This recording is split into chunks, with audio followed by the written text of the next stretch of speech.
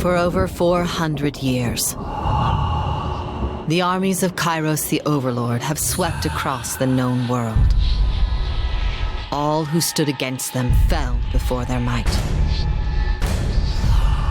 Even the Archons, women and men of immense power, were forced to kneel, chained to the Overlord's will. Now Kyros' final conquest has come to our corner of the world, and two of the Overlord's armies compete for the honor of taking our lands. The elite disfavored, and the teeming horde of the Scarlet Chorus. The voices of Narad, spymaster and Archon of secrets, guides the fierce and undisciplined masses of the Scarlet Chorus. With each battle, the Scarlet Chorus grows stronger, as the defeated are given a simple choice: serve or die. Graven Ash, Archon of War and the Overlord's most loyal general, leads the disfavored. Though small in number, Kyros' ironclad legion has never met true defeat in open battle. Watching over the two generals is Tunon, the Adjudicator, Archon of Justice, eldest of Kyros' minions. Tunon brings Kyros' laws to newly conquered lands, aided by the Fatebinders, judges and executioners of the Overlord's laws. You were among the youngest of the court of Fatebinders when Kyros' armies came to our lands. How could we have known that the fate of thousands would rest in your hands? How do you want to continue, Conquest or Quick Start? Well, that selecting Conquest option will allow you to play through Kyros' Conquest of the Tiers, choosing how your character was involved in the invasion. This gives you the most control over the starting state of the game and how other factions will react to your character. Or Quick Start. You select list of templates? Ew. Of course I want to play Conquest. I guess Quick Start might be good for subsequent playthroughs if you don't like this part of the game or something? I don't know. Weird.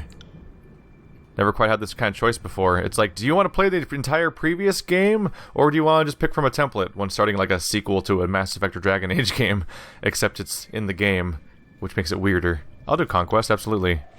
These other ones must be the steps of Quick Start or something. All the world has fallen to Kyros, and now the Overlord's eye is on the Tiers, our home. The last corner of the world free of Kyros' reign. Two armies, the disfavored and the Scarlet Chorus, march south from the Northern Empire, the last realm to fall to Kyros a century prior. In the early days of 428, Kyros' armies arrive at the Gates of Judgment, the mountainous border that we Tiersmen so long believed unassailable. Unable to agree on a unified plan of defense, the various leaders of the Tiers sit and wait for each other to deal with the conquerors, until it's too late.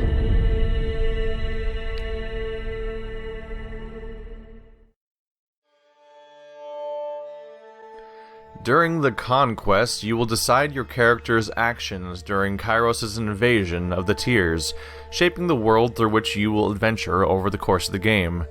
Each choice you make affects your character and how your faction and the Tiers respond to you. Your decisions matter. Choose wisely. This is interesting to me, by the way.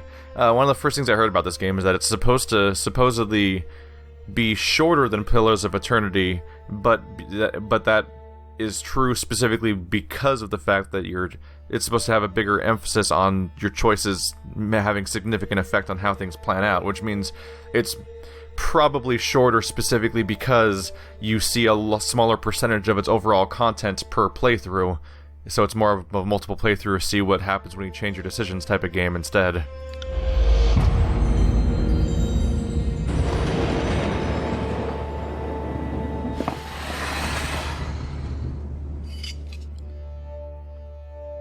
The Bastard City.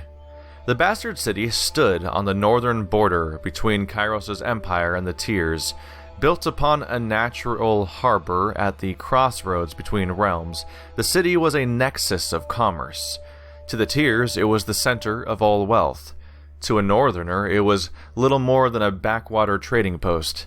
Its symbolic status as a gateway to the continent made it a natural first target in Kyros' military conquest. Circumstances were ideal for you to prove your worth as a soldier in Kyros' army. Taking the city would send a message to the rest of the Tears. Kyros' will is insurmountable. Select a token on the map to begin. There's the Gates of Judgment.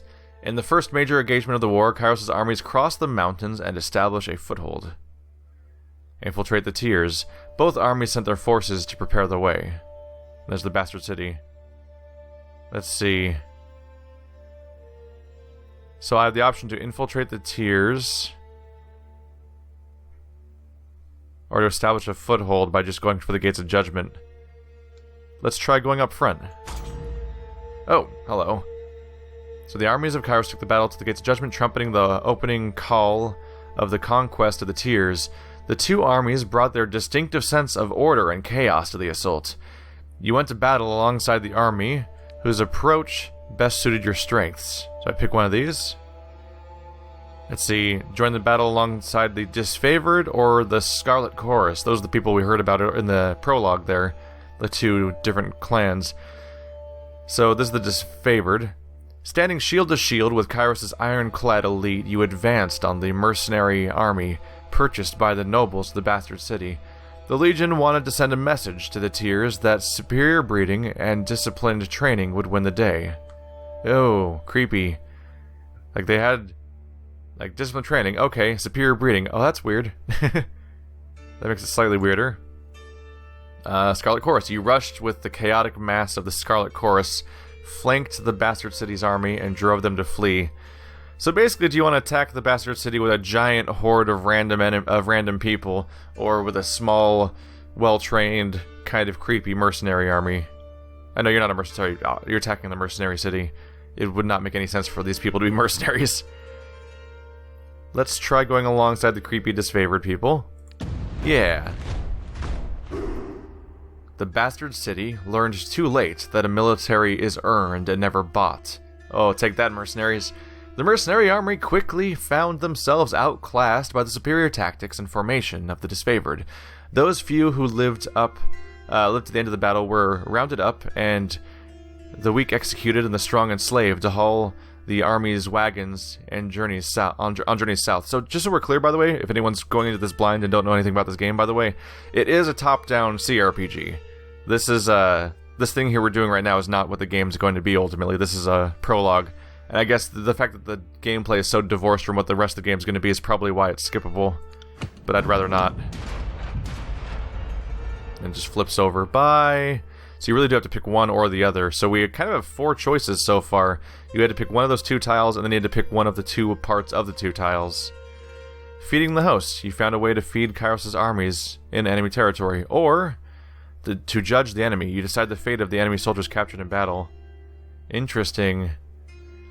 So you could help people feed, or you could meter out justice, basically. Let's do something practical. Against the most optimistic projections, the Disfavored and Scarlet Chorus made short work of the local defenses. They did so well that the armies quickly outpaced their supply caravans. Troops were plentiful, but food was scarce. You only had time to execute one plan to secure provisions. So we can confiscate merchant caravans or pillage farmlands. You can authorize the disfavored troops to confiscate food and supplies from traveling merchant caravans. The Tears had already spent ignorant centuries glutting themselves outside of Kyros' law. Or, you can authorize the Scarlet Chorus to send their horde out to pillage the farms and villages, spreading the infamy of Kyros' army, prepared the Tears for the reality of the impending conquest. Yeah, I'm not much of a chaos person. Probably gonna go with the disapproved. So let's seize some goods. After raiding the wagons of the unsuspected caravans and securing days' worth of provisions and supplies, the disfavored found a cache of goods behind a hidden panel. They confiscated potions and elixirs bound for secret contacts within the bastard city. The hall filled the disfavored larder with provisions for the following year, and denied the defenders of the bastard city supplies that would be desperately needed in the siege to come. We'll see. If this playthrough goes well enough, maybe I'll come back and play it again, but now as a chaotic lunatic that does all the crazy stuff and is just reveling in the opportunity to pillage. Taking the bastard city. The armies of Kyros amassed around the bastard city, the first bastion of the tiers to fall. Both armies longed to storm the walled outpost. The Scarlet Chorus howled for plunder, and the disfavored formed an unbreakable shield wall. Your prowess on the field of battle had carried them this far, but there was one more step before total victory. Both of the armies had inspired schemes to take the bastard city. Which did you support? Oh, 3 different options here. Assault the main gates of the disfavored. You join the disfavored vanguard in direct assault upon the city gates. No fortification would stand before the unstoppable legion. Do I get an ability from this? Warrior's Respite. Use once per encounter. Oh, cool. Not once per day or anything weird like that, but once per fight. Cut your damage you're taking in half.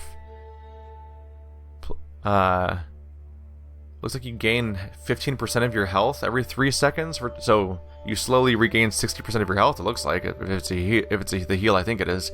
Stand your ground in the face of defeat. During this time, you will regenerate health rapidly, but your damage is significantly reduced. Oh, I thought you were taking half damage. So you deal half damage but heal. Okay, so it's a very good tanking skill. You join the Scarlet Chorus in setting fire to the city and blocking the gates. The defenders would surrender or burn. You get the Searing Palm ability. 8 to 15 damage, fire magic. Target gets Mage Fire Affliction for 9 seconds. Gather heated energy into your hands and release it onto a foe. The target ignites in flames, burning over time. Kamehameha. The last one's the sabotage the city's defenses. You lead a mixed band of disfavored and Scarlet Chorus scouts over the city walls and sabotage its defenses. Not bad idea. Concealing shadows. Once per encounter, you get 100% graze deflection for 12 seconds. Nice. Oh. Minus 100 accuracy. But a ton of dodge and parry. So it makes you really, really hard to hit, but it kind of makes it so you don't do anything for 12 seconds either as far as helping in the fight. Create a cloud of obscuring shadows and dust. For short duration, enemies that use physical attacks against you have a significantly increased chance to miss. During this time, your attacks will also be less effective. So it makes you way less accurate, but makes it harder for people to hit you. You can use it once per encounter. It kind of fits my semi-ranged type of build to an extent. And also, I also like the fact that the backstory of it is a practical thing of, hey, we sabotage their defenses, being all sneaky and stuff. That's kind of neat. And it makes your attacks less effective, but I have a fallback part of my character, because on top of being an attacker, I am also a defensive spellcaster. So I could totally, assuming accuracy doesn't have any impact on that at all, I could basically put myself into, like, you can't hit me mode for a bit, and then start firing off my vigor spells. Maybe, I think. So I'm gonna go do the sabotage plan. Though it was challenging to earn the cooperation of both armies, their shared interest in taking down the city defenses allowed your scouts to work as a single unit. Once your forces scaled the walls, a mixture of tactics and savagery destabilized the city guard, who quickly lost their command over the defenses and were forced to surrender. Lacking the support of archers or siege weapons, the bastard city fell quickly to Kyros' superior might.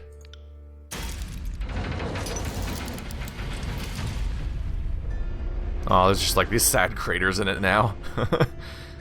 The Bastard City 428 TR. The Bastard City is settled into a new state of normalcy. With every tower displaying Kyros' banner, your name was whispered alongside rumors of a decorated career to come. The armies divided into 2 fronts and migrated south. Tunon sent word that you were to join the next frontier of Kyros' conquest, either as judge and overseer of the settlement of Lethian's Crossing, or as a war advisor. with the armies advancing into the realm of Apex. Let's see. So I can be a judge and overseer of a settlement and take control of a location, or I can become continue with the fight itself. Lethian's Crossing. Built in the shadow of an old wall's junction in the realm of Haven, Lethian's Crossing is a growing trading settlement. The nearby rivers are rich in iron ore, though the locals lack the technology to smelt and forge the element. In the years following Kyros' conquest of the Tiers, the population of Lethian's Crossing swelled with refugees fleeing the destruction of their homelands. The presence of forge-bound mining and iron, along with their guards, makes this makeshift settlement a vital resource for Kyros' army. By the way, if you're wondering why the text is so big, I put on 125% scale, mostly for you guys, actually, to make it more visible to people watching the videos. So I can go to Apex or Lethian's Crossing, with Apex being the attack, of course. So the attack one is the troops of the mountain realm of Apex stood idle in the safety of their valley, biding their time as the neighbors in the Bastard Tier fell. In the second year of war, a joint force of the disfavored and Scarlet Chorus crossed over the mountains to take control of the Tier's central valley. Or I can take this place over. Deposits of iron made the settlement of Lethian's Crossing strategic war asset. I think I already read this more or less. I think I will become a overseer, basically, as opposed to a war advisor. Give this a go. There's a lot of branching stuff going on here. So on top of all the like 4-part decisions we're making multiple times through here, we now also have branches in this part of the game. Years ago, Lethian the Bold founded a small merchant town at the intersection of ancient Old Walls. Old Walls? Okay. A pact between the settlers and a mercenary company meant the caravans were able to travel without fear of bandits or bane, and the town thrived in modest insignificance. Lethian's Crossing drew Kyros' attention for the iron deposits in the surrounding hills. With the region under Kyros' control, the northern smith mages could set up workshops to refine ore and arm the disfavored with the finest weapons in the known world. The Archon of Secrets dismantled the mercenary support with a generous bribe, taking the crossing in a bloodless victory. Tunon dispatched you to travel alongside Kyros' forces and bring order to the region. Here we go. So with the iron must flow. You find a clever solution to improve the production of iron, weapons, and armor. Or, the Cult of Siren. The Archon of Song's power ensnared the mind of a disfavored soldier. What is going on there? Let's investigate that. Siren, the Archon of Song, used her arcane charm to lure locals into joining Kyros' army. As a patroness of the Scarlet Chorus, her efforts were critical to the conscription of new recruits. When an enthralled, disfavored soldier joined her cult, his company feared that the Archon was growing out of control and needed to be stopped. Oh, so now we've got conflict between the two sub-factions because a member of the Scarlet Chorus is actually conscripting a member of the disfavored. This is also interesting because it's up until now the Scarlet Chorus was just kind of framed as being a horde of barbarians as far as we could tell. But now we're finding out why they're called the Scarlet Chorus. Because they apparently have people who, with their song, they have like music magic, basically, that can sway people side to side. You can destroy the Siren's cult.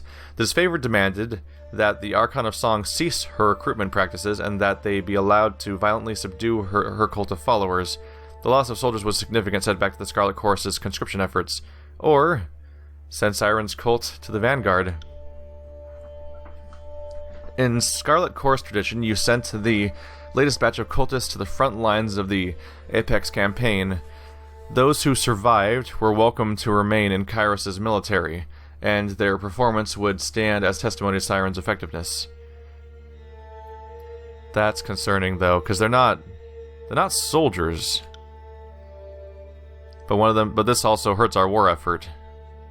So it depends on what kind of role I'm willing to play here, because we are more or less the bad guys, and it goes on to how much you really want to bury yourself into that. So I can either stop her from recruiting people, especially since they're panicking that the disfavored soldiers are potentially being ripped in too, or we can just, hey, anyone she recruits, send them on out there.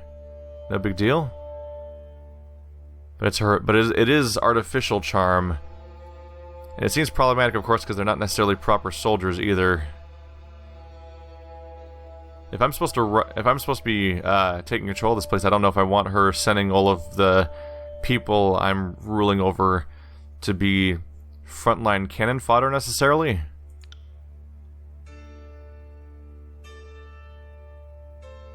Let's see. Let's give the disfavored what they want. In response to your ruling, the Archon of Song departed your company in bitter silence, but not before releasing her arcane hold over the last batch of recruits. The disfavored remained obstinate that the dispersal of her cult continued as planned, hunting down the confused or memory-stricken innocents. They put to death those who they couldn't beat into obedience. Yep, it's brutal no matter how it goes, isn't it? The Scarlet Chorus barely restrained themselves from the indignity, which proved a major setback in their army's strength and numbers. Hello here. The Red Anvil. A forge-bound mage swore allegiance to the Scarlet Chorus, creating strife between the armies. Versus Ancient Threats. Who protected the city from the attacks of arcane predators? Apparently me. Drawn to the arcane energy around the forges, mystical predators from the nearby old walls began to raid Lethian's crossing at all hours. Both of Kyros' armies reserved their strength for the front lines of war, and yet the city required protection. You had to delegate the responsibility somewhere. So you can say, as the largest army, you tasked the Scarlet Chorus with the burden of security. The disfavored took the opportunity to gather the strength, or the disfavored. Since disfavored used most of the iron that came out of Lethian's crossing, it fell to them to stand at the city's vigilant protectors. The Scarlet Chorus enjoyed a necessary reprieve. That seems reasonable. They should defend their own supply chain. Conscripting the other ones to do so seems dangerous, because at some point you're just pushing the Scarlet Chorus to rebel against us when we keep poking them over and over again. I don't think they even really use the iron. So let's make the disfavored pull their own weight here. Though the disfavored were averse to your ruling, they couldn't argue with the reasoning behind it. They rallied in the streets of Lethian's crossing, patrolling on alert in shifts that lasted day and night in an impressive show of force. They managed to repel several attacks from the predators in districts that would have otherwise suffered great harm. Able to do some good, the disfavored still detested you for keeping them from the battle with their real army in the tiers. I think I said enemy in the tiers, not army in the tiers. Who controlled the crossing? Tragedy struck when a mercenary hired by the Voices of Nerat injured a forge-bound artisan, leaving him unable to practice his craft. We've got a few things to follow up on here. So the Voices of Nerat, known in his official capacity as the Archon of Secrets, the Voices of Nerat is a person, not an organization. That's immediately helpful, because it's like a plural name, which kind of misleads us a little bit. The Voices of Nerat is equal parts genius and madman. Rumors abound that he can steal the minds of others, though few, if any, are alive to confirm as much. The subjects of his interrogation are never heard from again, and the Archon is able to recall the memories of his victims with startling accuracy. He is the inconsistent leader of the Scarlet Chorus, vacillating between commanding from the vanguard and directing his armies in absentia. Despite his strange methods, no one doubts that the Voices of Nerat is an accomplished strategist, even suggesting that his madness stems from thinking hundreds, perhaps thousands of steps ahead of his enemies. And then the Forge-bound. The Forge-bound are mage-smiths sworn to Kyros' service. though their operations in the tiers are overseen by Tunon and his court of Fatebringers. Each forge-bound uses magic as a tool to augment their personal craft. Most commonly smelting and metalworking, but carpenters, tailors, and tanners are found in the ranks, and each mage strives to create that which is impossible with mundane hands. Most notably, the forge-bound are the sole masters of ironworking in the known world.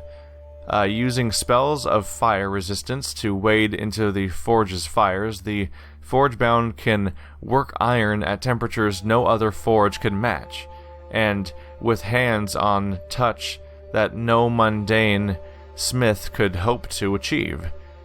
Because of this vital skill, the forge-bound are considered a strategic war asset, their lives regimented and controlled so that the forges may churn out iron arms and armor without debate, delay, or distraction. Okay, so now that we know better that a mercenary hired by the Archon of Secrets injured somebody who's a special magic craftsman, basically, which you kind of could have figured out a little bit, but it's only sort of implied, so it's good to get the context here. Tunon ordered the mercenaries to leave the city in the hands of Kyros' more responsible servants. Only a token garrison could be left behind, while the armies returned to the front. As the disfavored and Scarlet Chorus showed increasing tension and hostility towards each other, Tunon decreed it best that only one force control the crossing. So now I'm choosing who controls Lethian's crossing, which I'm sure is going to continue to be true throughout the entire game as I play it too. So who controlled the crossing? That's it. You either just give it to the Scarlet Chorus or the disfavored, and that's it. No big context for this one besides the previous stuff going on. Have I gone through this stuff already? I feel like we haven't actually talked about these people properly. Disciplined and battle-hardened, the disfavored are an elite legion of Kyros' army. They spearheaded the conquest of the younger realms, finding themselves always outnumbered but never outclassed. Led by the steadfast and dutiful Graven Ash, whom they follow with obsessive devotion, they are committed to imposing their interpretation of order upon the relative lawlessness of the tiers. The Legion only tolerates northerners in their ranks, priding themselves on their high standard and cultural purity. So that's where we get the creepy mention about the high-quality breeding. They think that northerners are genetically superior. Yay, bad guys! Scarlet Chorus. The Scarlet Chorus is little more than a gang of thugs and their captive slaves. So I just imagine basically Mad Max Fury Road, basically, is what I'm imagining so far for these guys. Rather than organized under commissioned officers, the Chorus follow a hierarchy seemingly ruled by whoever has the bravado to command and defend their position. Oh, they make me really want to do a second playthrough where I also go down their line as maybe as like a crazy dual-wielding attacker and just play a Hellboy. Or that's the wrong thing to call that. At the head of their chaotic pecking order, the Archon of Secrets, better known as the Voices of Nerat, well that would have helped too, treats the Scarlet Chorus as his personal army. Okay, so the Voices of Nerat is actually the leader of the entire Scarlet Chorus. Scarlet Chorus often suffers tremendous losses after battle, only to swell in the aftermath when captured enemies and collateral prisoners are given the cruel opportunity to join or die. So basically, do you want to play as the slavers or as the people who are think that they're genetically superior super beings? So not the happiest dichotomy here, but we knew that coming in, that this is going to be the kind of game it is. I'm going to go with them because it just makes sense to... This entire area should really be disfavored territory. There just isn't much benefit for the Scarlet to take over this place as opposed to some other location, given the iron and everything. The disfavored placed a modest garrison in the settlement of Lethian's Crossing. Though the force was larger than might be needed to police the small settlement, protecting the Forge-bound's ironsmith became the true agenda of the defense force, as I expected, and as I meant in the first place, as these magical craftsmen kept the disfavored invasion force suited in iron. Relieved at the departure of the Scarlet Chorus, the citizens of Lethian's Crossing felt they got the least of two burdens. You received word from the Graven Ash thanking you for your decision. The Forge-bound and their weaponry could not be entrusted to the voices of Nerat. Yeah, that's absolutely a decision you'd make if you were specifically trying to cripple this army and help the voices of Nerat just for the sake of it. But that'll probably play out over time, huh? I'm a little curious. What if I hit escape? Nope. I was curious about whether or not a pause menu shows up anywhere for like saving and stuff like that, or you have to finish the whole thing in one go. Lethian's Crossing 229. With the mercenaries expelled and Lethian's Crossing under new leadership, Kyros' forces congratulate themselves on bringing order to the settlement and guaranteeing a productive flow of resources. Over the course of this diversion, the army front advanced further into the tiers. Your skills were needed in the realm of Azure, Stalwart, or the Vellum Citadel. So just pick one place to go out of 3, basically. Can I click on them individually? Not really. I was hoping to click on their names to make them highlight. You can only look at... Weirdly, Vellum Citadel is the only one that has a codex entry here. The Vellum Citadel was a library fortress, the largest archive of the written word in the tiers. The School of Ink and Quill protected and maintained the archive of ancient lore for centuries, standing apart from the political upheavals of the younger realms as an endearing pillar of knowledge and culture. Realm of Azure, Stalwart, or Vellum Citadel. Oh, there we go. Kyros dispatched the Archon. Oh wait, no, that's still not information. Am I crazy, or is there no information about these places? I want information about these places to know what each one is. Let's see. So, Vellum is about knowledge, treasures, knowledge, and secrets. Azure is just a nation, apparently, and nothing else. Okay. Stalwart, with its easily defended position and a rich military tradition, the realm of Stalwart was the most formidable realm in the tiers. So do I want to go for Helm's Deep, some great library, or some place that seems to be located in the fields, basically? And go for any of them, really? Let's go for Stalwart. Let's have another siege.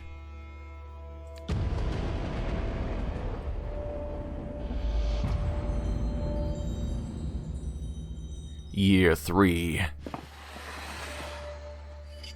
I'm trying to imagine the almost comical farce of somebody being one of those Let's Play channels that does 10-minute videos and playing a game like this. Like, they would title each video like Year 1, Year 2, Year 3, because they'd be doing like individual portions of this thing in one video each. That'd be a hell of a structure. This is my 1,000th episode playthrough of Tyranny. Stalwart.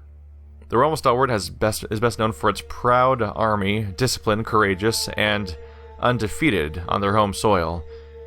Skill and resolve made Stalwart a military power that Kyros' forces approached with due caution. With its southern position, Stalwart has been largely safe from the war, watching for 2 years as its neighbors fell to Kyros' forces. On the dawn of the 3rd year of the war, Kyros' forces were finally poised to invade the Stalwart Peninsula and subdue the Tier's most vaunted army. So what were they doing? Were they just hanging out and hoping nobody came after them, basically? That didn't really work out. Let's look into the Kyros entry, because we haven't done that yet. Oh, you can move these around. Neat. Kyros is a name out of legend. For centuries, the Overlord has consolidated power, sending vast armies to swallow entire realms. The most powerful mystic the world has ever seen, Kyros can issue edicts, magical proclamations that level cities, spread pox, sunder the lands, or change the course of seasons. The Archons, the masters of magic throughout the known world, bow to Kyros, and the Overlord readily destroys any Archons unwilling to kneel. These sorceresses and madmen lead the Overlord's armies in near-endless conquest. As the realms of the known world fall to the Overlord, these captured territories are divvied up amongst the Archons to manage. Able to deliver suffering and woe to every corner of Terratus without leaving the capital, few have seen the Overlord in person. Though Kyros' name is the single most recognized name in the world, only the Archons can say what the Overlord looks like. There's a little bit of background about the grand villain of this tale, which we hadn't really been getting yet. Alright. So I can marching on empty. Tragedy struck when hungry Scarlet Chorus soldiers appropriated disfavored supplies. Uh-oh. Or contentious setback. A stinging defeat led to accusations among Kyros' armies. I'm curious about that one. After defeat at the hand of enemy defenders, the Scarlet Chorus accused the disfavored of recklessness. That seems rather unlike the disfavored. The disfavored claimed the Scarlet Chorus brought too few soldiers to cover their flanks. Both armies refused to march until you gave a ruling. So they're blaming each other again. Probably not a great plan in general to have your entire army divided down the center by two completely different groups, as if that's going to work well most of the time. I like how this symbol here is it's inverted and rotated strangely like a deck of cards, but it's two different armies with different armor, and they're both pointing at each other in blame. Knowing the disfavored reputation for discipline, as well as the Scarlet Chorus's power to instill fear and frenzy, he decided the Scarlet Chorus was in the wrong. That makes sense, honestly. It would be weird for them to be reckless. Lacking proof that the Scarlet Chorus recruits were negligent, you punish the disfavored commander for his failure, and for bringing charges without evidence. No. Honestly, the disfavored seem like that's like their whole thing is being disciplined. So the idea that they'd be reckless is a complete inversion of their behavior. But unfortunately, you can't make it. This isn't the main body of the game, so you can't do a genuine investigation for over the course of 5 hours or anything like that. It's not a quest chain. This is just something I have to just intuit, and so I don't have much to go on, and I'm going to go with the disfavored, given no other information.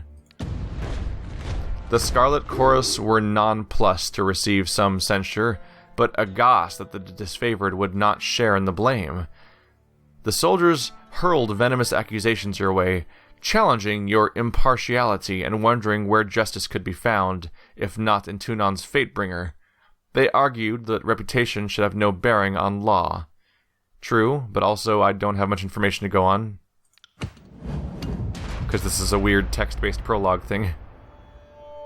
Negative conscription. Suspicions arose when Scarlet Chorus soldiers fought under the banner of Stalwart. Yeah, you should be suspicious about that, probably. Fall of the Regents. When an enemy commander fell captive, Kyros' armies argued over what to do with her. Let's see.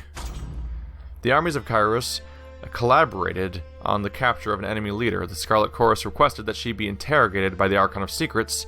The disfavored wished to display her corpse in battle. Since the stalwart defenders refused to surrender, a gesture was needed to instill fear. Nope, I'm gonna go with secrets. That's always the smart thing to do. Well, I'll read the options, though. You or the enemy commander executed, her body displayed as a warning for those who defied the Overlord, or you or the enemy commander to be sent to the Voices of Nerat for interrogation. Absolutely. Secrets are a big deal. Like so many enemy prisoners, the Stalwart Regent vanished inside the Voices of Nerat's tent, never to be seen again. Her screams were the only evidence that she had ever passed through camp, and those went on beyond what would most considered possible. When at last she fell silent, the Voices invited you inside. There was no region to be found, only a map, which the Voices had marked with hasty scrawls, marking supposed weaknesses in the enemy's defense. Yeah, that's always the smart thing to do in that situation, although that's... What the hell does the Voices in Nerat do exactly? I feel like we might find out. I feel like this is all foreshadowing for a moment in the game where we might actually get very aware of what he does. The Edict of Storms. The disfavored carved a slow, steady path into the heart of Stalwart and surrounded the enemy's massive fortress. With the main bulk of their forces defeated, the enemy leadership retreated into the mighty fortress, content to wait out the war. The Overlord answered this impotence with an Edict of Storms on the peninsula, a devastating spell that would endure for as long as the cowardly hearts of the Stalwart's leaders persisted in beating. Pleased by your efforts, Tunon deemed you the proper representative to deliver Kyros' edict. Aside from being given a 3-day window to read the edict, you received no further instructions. Edict. Kyros' most powerful magic is that of the Edict.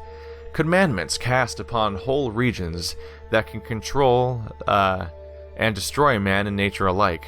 Once cast, an edict can rain fire, wither crops, demoralize cities, usher in endless night, or do whatever it is that Kyros envisioned.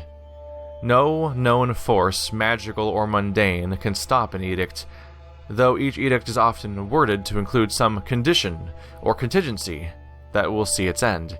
Some edicts have been short-lived, delivering days of wanton catastrophe. Some, just as many, have lingered for centuries. So this guy, you can definitely see how this guy took over the world then, if he can just write these things. It's like he writes laws down that the entire universe has to obey, and anything he says can just become true, which is insane. Let's see, have I read about Tunon yet? Tunon, I'm so bad at that word.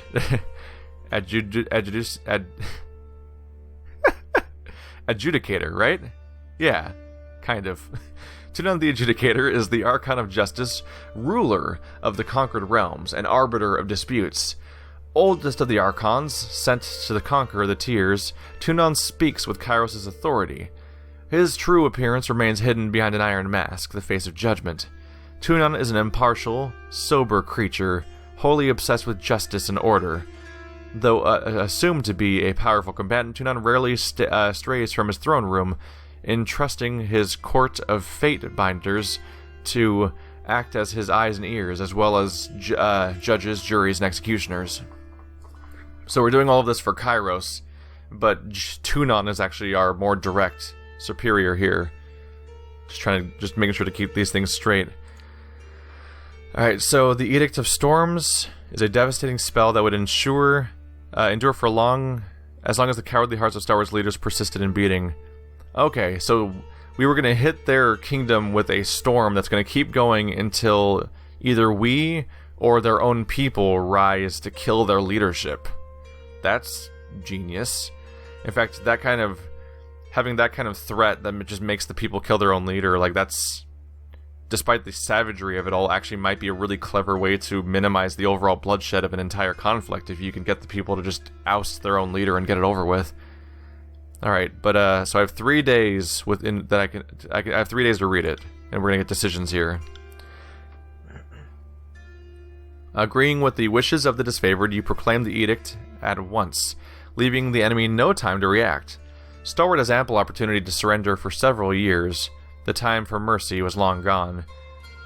Or, in an attempt to ingratiate themselves with the people of Stalwart, the Scarlet Chorus insisted that warning be sent to the towns and villages so that the people might prepare for the horror about to descend upon them. It's interesting that the people that seem like the more chaos ones are actually the one more interested in preserving life here.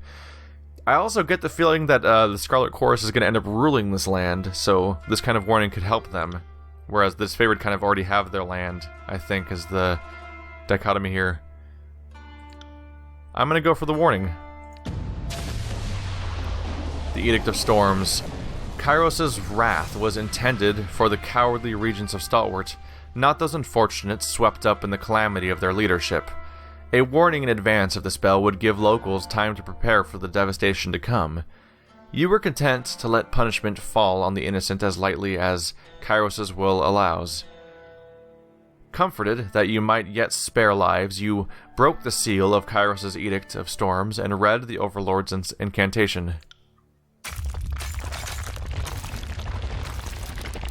So I've actually done a few things in favor of, look at that. I've done a few steps now that are more in favor of Scarlet Chorus. I wonder if I might end up anywhere close to neutral here. I'm not really planning it out. The clear skies darkened as you read the final words of the edict. A flurry of wind and rain whipped through the rolling plains and craggy canyons, turning rocks, uprooted trees, and hapless soldiers into hazardous shrapnel.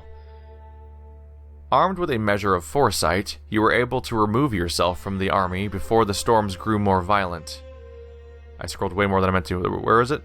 Over time, nearby communities told of cyclones consisting of thousands of soldiers worth of limbs, spears, armor, and skulls. What's more, the weather showed no sign of dissipating.